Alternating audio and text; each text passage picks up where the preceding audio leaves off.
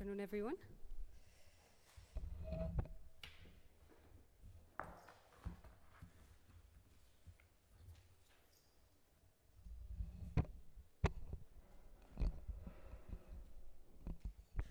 Okay, so welcome to the August 5th short briefing on some updates with regards to activities and the general broader picture with regards to the northern part of the country.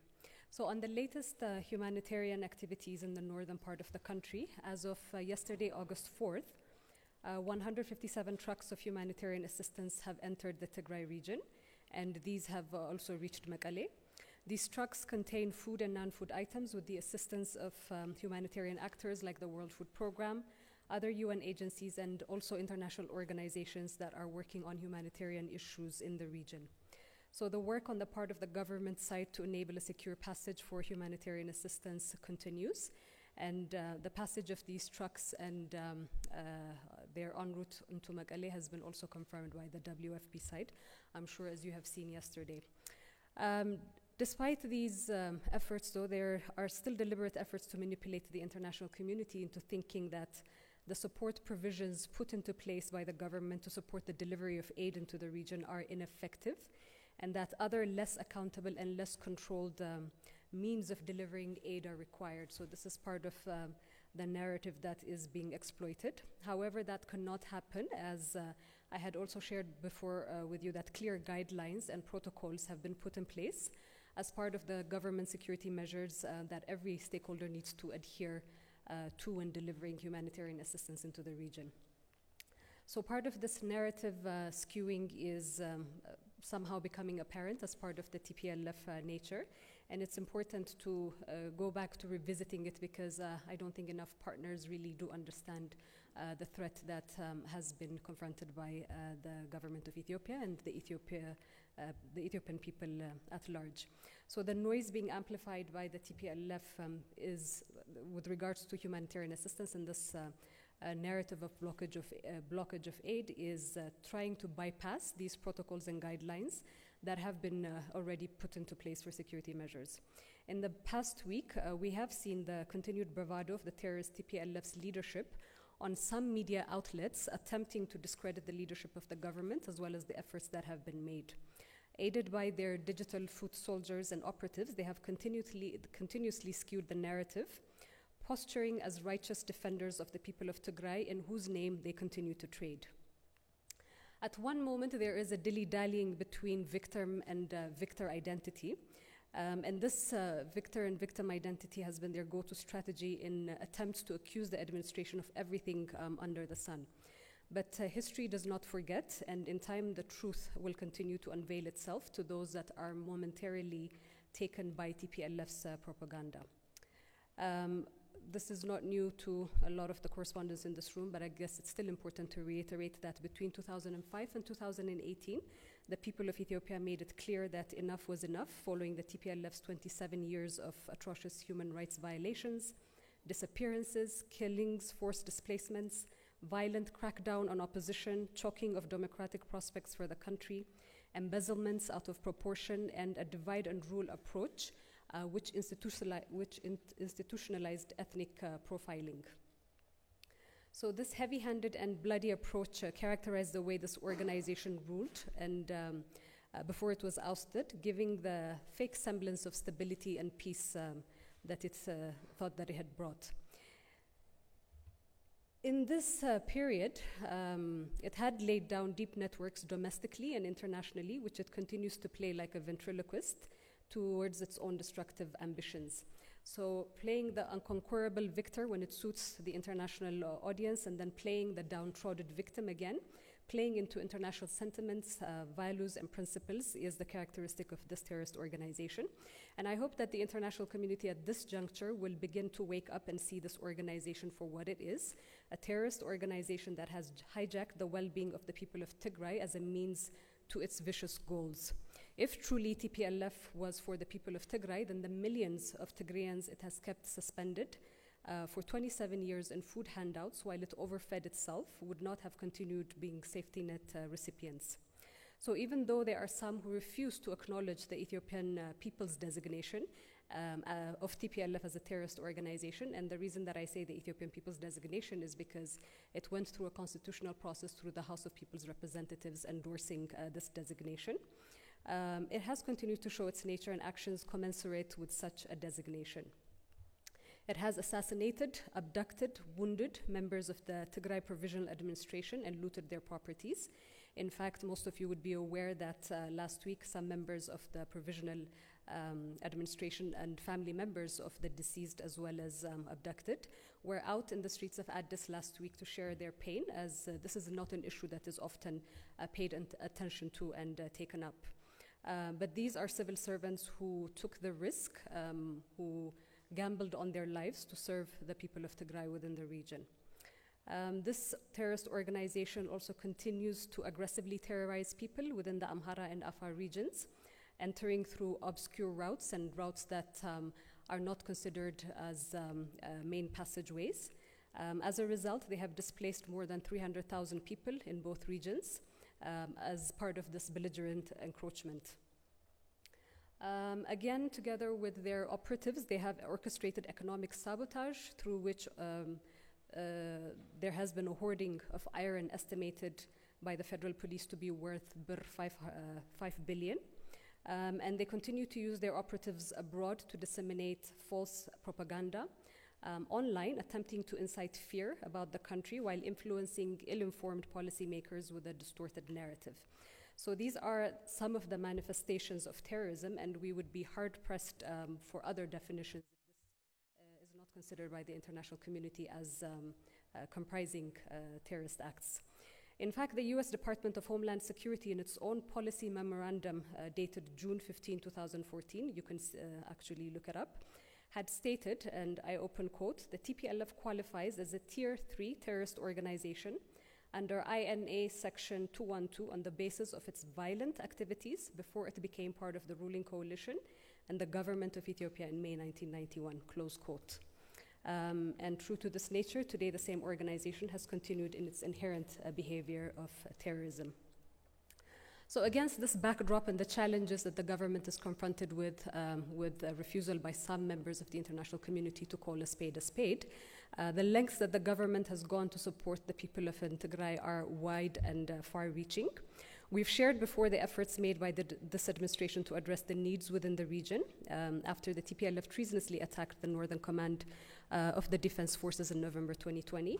And here again, I would like to remark that why the international media and community still question TPLF's attack on the Northern Command is bewildering, particularly because there is a video testimony among, stated by TPLF's own members, indicating that this was a preemptive attack. So I leave that as a question mark with you. In any case, following the TPLF drawing the government into its rule of law operations in the north, the government has spent close to 8 to 10 times the region's budget in relief and repair work. So this is around 100 billion birr. This includes expenditures for humanitarian assistance, delivery that have been done in 3 rounds before the unilateral humanitarian ceasefire was enacted, for health expenditures, repairing damages that had been sustained by some hospitals and health centers, as well as facilitating other forms of healthcare provision for areas in which these healthcare provisions had been suspended. Expenses related to agriculture activities. Again, this was humanitarian ceasefire that was enacted to enable the farmers of Tigray to go back and resume the agriculture activities. So these expenses also reflect that, as well as water and sanitation service provision, among other support services that were being rendered. In this regard, the government of Ethiopia still stands by its humanitarian ceasefire, whereas we still have cases in which some communities within the Amhara region and the Afar region are still encroached upon by the TPLF group and terrorizing communities, looting properties, as well as the ongoing activities that is true to the nature of a terrorist organization.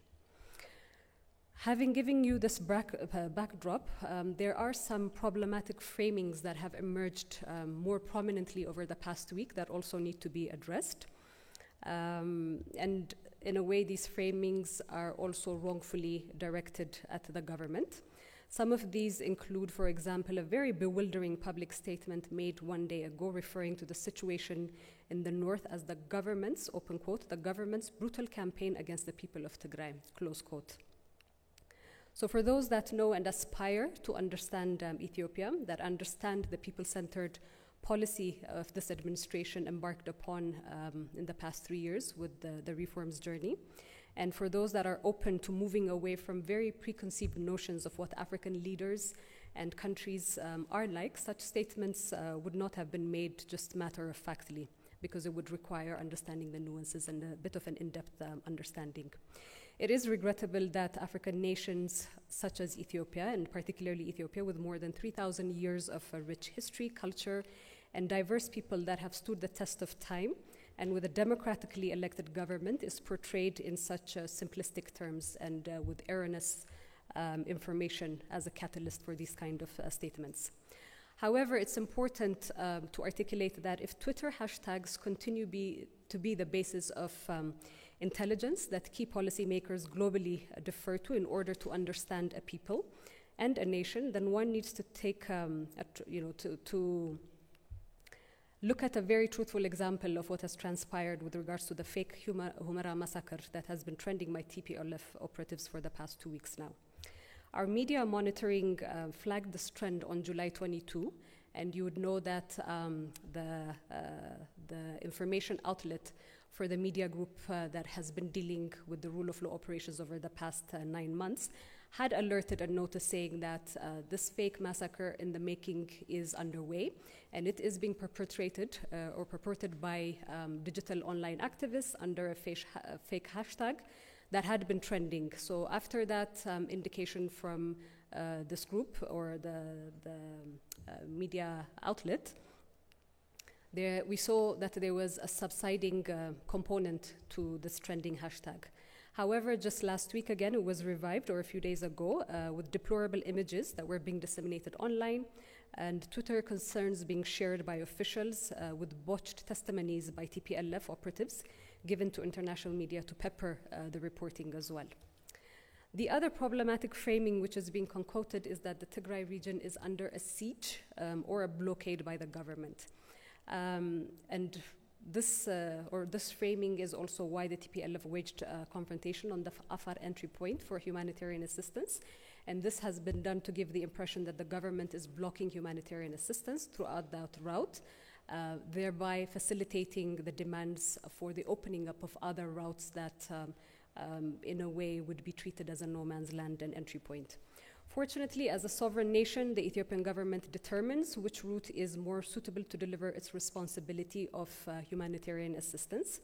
And those who want corridors for weapons and non-humanitarian goods to be routed to them continue to try and manipulate the realities on the ground in attempts to convince the world that unfettered access is not happening. Nevertheless, for those that intimately understand the working and the machinations of TPLF, they do understand that this is the modus operandi. And those who are aware of its propaganda also know how to differentiate between the wheat and the chaff in this relentless push for narrative, for distorted narrative. Lastly, on this issue, many have also made misconstrued statements, and I would rather share it and address it at this point. They have misconstrued the statements that have been made by the leadership as directed towards the people of Tigray. So words used by the leadership are being pulled out of context to fit an agenda that rings the sirens of dehumanizing rhetoric that has been referred to.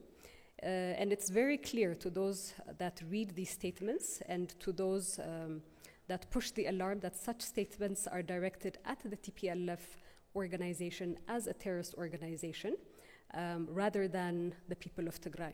So let's not also forget in this regard that both former President Obama and Vice President John Kerry have used similar terminology and phrases in the threat posed by ISIL as a terrorist organization.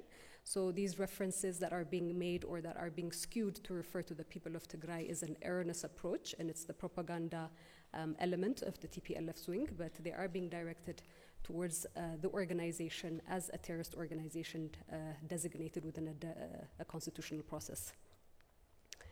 On engagements with partners, I would like to reiterate that the government of Ethiopia welcomes engagements with all our international partners. These engagements will need to continue not on the path of foregone conclusions and veiled threats, but honoring the tradition, the culture, and respect that an ancient country of more than 3,000-year history warrants. So if one is looking at it only through the lens of privilege, then one may risk a myopic view of events unfolding in Ethiopia. And underhanded efforts to support the terrorist group's insurgency tactics and efforts to discredit this government will not be tolerated. There are calls for a negotiated ceasefire. However, even the government's unilateral humanitarian ceasefire has not been respected by the belligerent and terrorist group TPLF. So weaponizing humanitarian assistance by putting our people in Tigray at risk for the narrow goals of a belligerent group needs to be called out. This is not an engagement of equals, and it should not be framed as an engagement of equals, where a terrorist organization calls the shots against a legitimate and elected government. So partners who wish to work constructively and positively in support of a legitimate, democratic, and sovereign government, and importantly, in support of the Ethiopian people, will be very welcome in that constructive relationship. To finalize, I would like to emphasize that the government of Ethiopia remains committed to the territorial integrity and sovereignty of the country and the integrity of its borders, to upholding the rule of law together with its international obligations in foresight, and committed to observation and practice of the rule of law as a nation, because it's an essential element to statehood and to the progress that we are making, particularly after the new mandate has been bestowed upon the government by the people of Ethiopia in the 6th national elections. So the Ethiopian government remains committed to the security and safety of its population in all regions, from Tigray to the south region, west to east as well. And with these opening remarks, I will open it up for your questions. Okay, I see Brooke, Grum, Iskander, and Ravi. Brooke, you can proceed.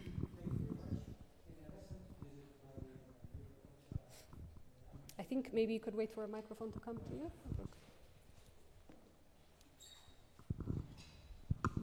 Okay, thank you very much. In a recent visit by the UN OCHA Under Secretary and the USAID administrator, it was stated that bureaucratic processes are hindering humanitarian access to Tigray region. So what is the government doing to ease these bureaucratic processes so that humanitarian assistance can reach Tigray very easily and quickly?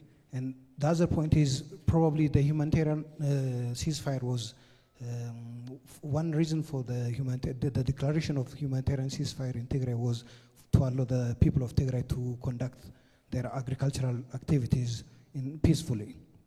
So will this ceasefire end when the rainy season ends, or will it be extended?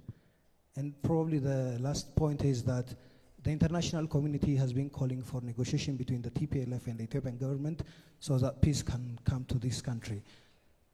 And there are also reports of some efforts, for example, by the Sudanese Prime Minister Hamdok to negotiate between the TPLF and the Ethiopian government. So is this process going on, and what's the government's stance when it comes to negotiating with the TPLF? Thank you. Okay, Brooke. Maybe I could respond to you, and then we can proceed to the other questions. The reference to the bureaucratic processes, this is something that the government does not want to hinder.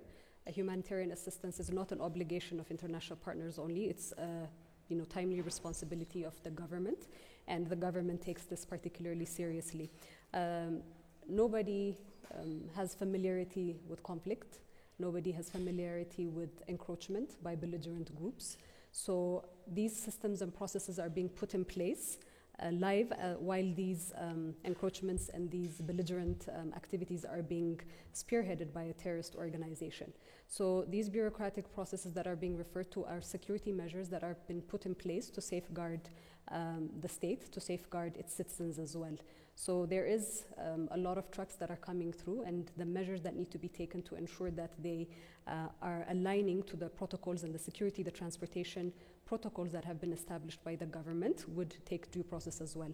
But as the weeks are ongoing, there are efforts to further facilitate and ensure that these bottlenecks are not a challenge for humanitarian partners, because they have shared this with the government as well, and the government does take it seriously and responds to that. With regards to the ceasefire, yes, it was put in place and was enacted to address to enable farmers within the Tigray region to resume farming activities. It was also put in place to enable and facilitate humanitarian assistance entry. However, as we have also shared over the past week, and as I already indicated earlier as well, there's these continued provocations by the side of the TPLF. So there is a party that is willingly taking on the responsibility, and this is a responsibility of the government to take care of its people within the Tigray region, and for those purposes, but then there is an entity that is trading in the name of the people of Tigray that is breaching all of what is being set up in order to support the people of Tigray. So it's not a matter of when the rainy season ends or not, but if these continued provocations do continue, then the government would be forced into having to consider various ways of ensuring that these provocations are minimized and the threats and the instability that has been created in these two other regions is also seized. With regards to a negotiated ceasefire, I had already mentioned that already, but your reference to whether Sudan would take part in this, I think the relationship with Sudan at this point is a little bit tricky, because the level of trust with some leaders has already been eroded. Particularly with the Sudanese army incursion into Ethiopian territory. And trust is the basis of any negotiation and any mediation as well. So that element needs to be thoroughly addressed before Sudan could be entertained as a credible party in terms of facilitating such kind of negotiations. We'll go to Groom.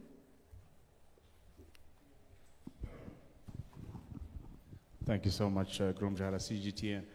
My question is with the peace effort that you've been talking about. A few weeks back, I think, TPLF came up with 7 preconditions to be respected before it can come to a negotiating table, whichever it's going to be in the future. Will the government accept those, because we haven't heard any reactions officially? Second, will there be a precondition from the government side in order for the state to enter to any negotiation with the TPLF? Thank you. Thank you, Guruma. I think I will answer that very quickly and shortly as well. I mentioned earlier in my opening statement as well, this is not an engagement of equals. So the 7 preconditions cannot be positioned or put forth to a legitimate government by a terrorist organization as the basis of bringing peace and stability to the region that actually requires it.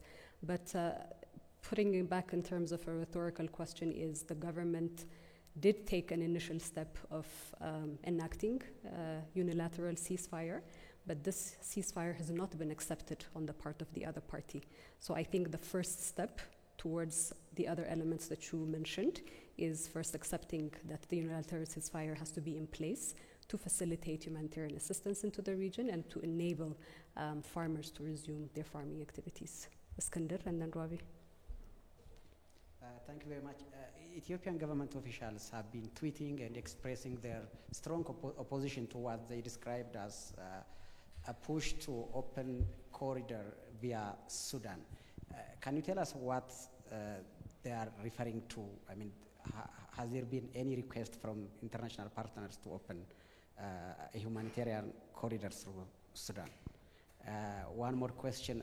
There have been circulating reports about the Prime Minister's alleged visit to the Afar front. Can you confirm that? And what was the purpose of the trip to the Afar front by the Prime Minister? Thank you very much. Thank you, Iskander. To my knowledge, there isn't any request by the international community and organizations for an alternate corridor. However, there is a building up of narrative and rhetoric and propaganda by the TPLF to indicate that the Afar route is not a safe route, and it is subject to bureaucratic bottlenecks, it's subject to seizing the region, it's subject to blockades, to give the impetus for other requests to be made for other corridors to open up. So that is part of the reflection, because I think the government as a sovereign government has the responsibility, as I stated, to deliver humanitarian assistance and to choose the route through which it is easily manageable, effective, and efficient to deliver humanitarian assistance. And at this point, considering that the Afar region is proximate to our ports in Djibouti, the government has chosen that route as an entry point for humanitarian assistance. And to your last question with regards to the PM's presence in the Afar region, yes, he was present in the Afar region on Monday. He held discussions with the leadership of the Afar region as well as elders in terms of facilitating the flow of humanitarian assistance within the Tigray region, among other issues as well. Robbie? Thank you for the briefing.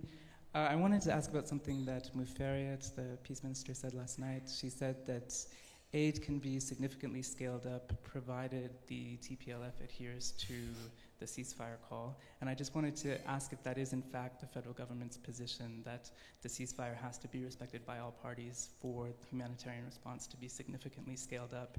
And if that is the position, why would that be a requirement in Ethiopia when there are a number of other active conflicts in which humanitarian workers can still do their jobs even as fighting continues? And secondly, you mentioned that the relationship with Sudan is tricky at the moment. Is there somebody that the federal government has identified as an acceptable mediator if negotiations were to get to that stage, or the process of trying to initiate some kind of talks were to progress? Thank you. Okay, thank you, Robbie. With the statement that you made, I think it's important, and we have to be careful with the way you framed it, because from what I'm hearing, the way that you're framing it presupposes that this is a condition upon which humanitarian assistance, or the government is using it as a precondition for humanitarian assistance. And that is not the way Minister Muferiat has stated it, and that is not the position of the government. It is not a condition. Why it's being referred to as an obstacle is because of the provocations by the TPLF on these particular areas through which aid is being transported into. So it's really important to be careful with the framing around this issue.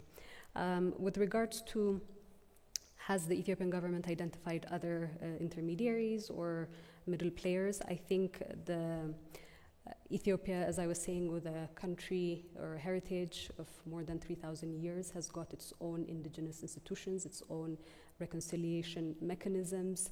It has elders that populations, various segments of the population do listen to. We have our own indigenous, conflict resolution mechanisms, and it's important to exhaust those means before having to look for third-party intervention outside of the country. So these are some tools that are being considered, and you will be informed with them when it's the time for that. Any other questions? Okay, we'll take one from Addis. Take one over there.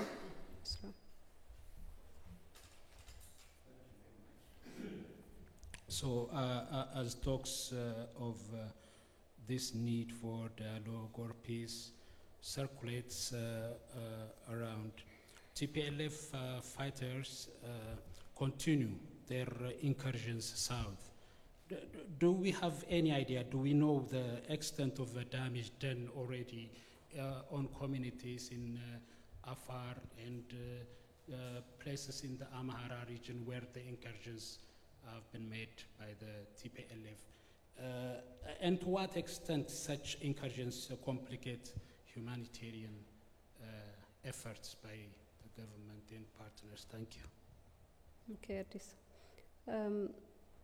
I don't think that area is particularly an area where people, can take stock of, because taking stock of these kind of things requires a sense of stability, and with continued provocations, it's really hard to take the kind of stock taking. However, I had already indicated that more than 300,000 people have been displaced from the Afar and Amhara areas in which these provocations have continued by the TPLF. Farmers' livelihoods have been disrupted within the Amhara region. Pastoralist community within the Afar region have also been disrupted. So this gives you a perspective of the damage that these pockets of resistance from the TPLF is creating, again backed by human shields and human waves, or utilizing the citizens of Tigray and the people of Tigray as human shields and waves. Thank you. I'm Solomon Dani from ETV English. One of the government ministers, Zadig Abraha, told the BBC a couple of days ago that if the government runs out of patience, it will destroy the TPLF within 2 weeks. And now you're telling us that hundreds of thousands of people have been displaced, their properties have been looted. Isn't it enough for the government to run out of patience? And when will the government run out of patience and purge the TPLF within 2 weeks, if it is as simple as that? And we're hearing that the TPLF forces are advancing towards the town of Waldea. What is going on there, really? Is it because the federal forces are conceding defeat, or it's just a tactical retreat? And one last question. There is a widespread speculation that the US and its allies are desperate to topple. Sorry, I didn't get that part. Can you say it again? There's widespread speculation? There is a widespread speculation that the US and its allies are desperate to topple Prime Minister Abiy Ahmed. Has your office seen any signal that corroborates with the speculation? Thank you. Okay. You continue with 3-part questions. We'll take one last question from you. Go ahead. I'm from Al Jazeera. There was a request by parents from other regions who have students in Mekelle University for a safe passage for them out of Mekelle. I can't hear you, sorry. Can you hear me now? Maybe to get the mask.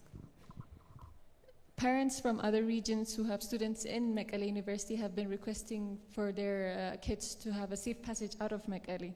Have a solution been provided for this? Okay, there's one last question over here. Thank you very much. I'm Dualan from New Business Ethiopia. I have a couple of questions. The first one is with regard to the recent report by Geopolitics Press, which stated that there is a covert operation ongoing based in Nairobi, which has networks all over the world, which is trying to disseminate, fabricate false information regarding your administration. So how do you see this in relation to the question that's raised, which could probably lead to the toppling of the Prime Minister?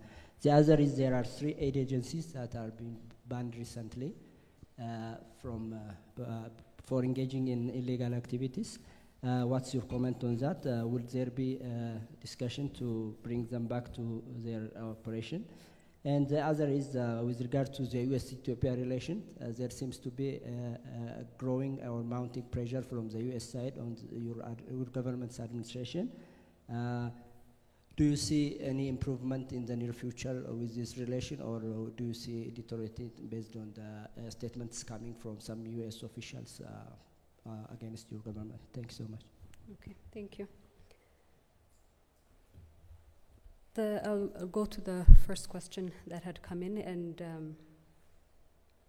this aspect of running out of patience. I think it's not a matter of running out of patience, but the care and the concern that the government has for the people of Tigray, who are literally been taken hostage by a terrorist organization, is something that is quite prominent. So I don't want to get into the debate of 2 weeks, 3 weeks, or whatsoever, but the government is in full form and posture to have to effectively neutralize the threat that TPLF puts forth. But like I said, the unilateral ceasefire is still something that's quite prominent at this point in time. To what extent would the unilateral ceasefire keep holding while these provocations keep continuing is going to be at the discretion of the National Security Council. You talk about advancements and TPLF taking hold of certain parts of the Amhara region, Waldea and whatsoever. And I think it's important here again, which I was referring to earlier on in terms of characteristics and manifestations of terrorism, because there is overt terrorism, which is provocations. You go with the with the gun, you terrorize people in that way, you loot properties. The other form of terrorism is the psychological terrorism, which is giving the impression that you're bigger than what you are, and seeding doubts within communities to give them the impression that there is something threatening that is coming towards them. The information that I have with regards to Waldia is that there is no such threat at this point in time from the TPLF. With regards to the speculation, I cannot in this position entertain speculations or respond to speculations because they remain as speculations. The question that were raised from Al Jazeera with regards to university students in the Tigray region, the Ministry of Education has held various consultations with the parents of these university students, and there are continued efforts to address that, and there has been also some progresses in that regard. So when it's due time, the Ministry of Education would provide you with more details. The geopolitical press aspect that you raised in terms of covert operations, again, I cannot speak to what others publish, but I can give you the perspective that somehow it falls into the perspective that we hold, that Ethiopia is being depicted and portrayed and represented in a very inaccurate way. And this is being channeled through lobbyist firms that the PLF have hired through looted money from the coffers of the nation. It is being channeled through their operatives and their agents that they have established long-standing relations with over the past 27 years of their tenure. So I cannot undermine that there might be these kind of things, but in terms of the overt expressions, particularly in the portrayal of Ethiopia on the international stage, I do believe that there is an orchestrated engagement to tarnish the reputation of the Prime Minister, the administration, as well as the country. The Prime Minister has not changed from 3 years ago. He is the same person. The administration has not changed from the past 3 years. They're still committed to the reforms and the democratization of this country. The perspective has changed, and the way that it's being narrated, the way that TPLF propagandists are pushing a false narrative has contributed to that. So this is an opportunity for particularly policymakers and those who are in decision-making capacity within the international community to separate, as I was saying earlier, between the wheat and the chaff, because it's really important in this age of disinformation perpetrated within social media to be aware of what are the nuances and the context of this country, and particularly personalities as well. And as I was saying, the government remains very open to engage in a constructive manner with those that want to understand better what's happening on the ground. And this falls again with regards to the question you raised with US-Ethiopia relations. This is one of the most important strategic relationships and partnership that Ethiopia has, and based on a constructive engagement, we do believe that there is something to build upon. So I think we'll wrap it up with these responses, and we'll come back again at another point in time. Thank you. The aid agencies. So the civil society organization, or the body that is the one that is responsible for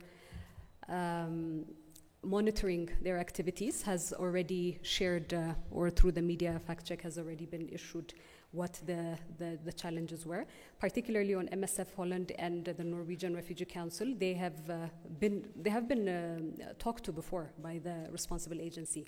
So they have been accused of disseminating misinformation on social media and other platforms that goes beyond the mandate of the operations for which they are registered within the country. Secondly, they have been employing foreign nationals without the required paperwork for the duration of over 6 months as well.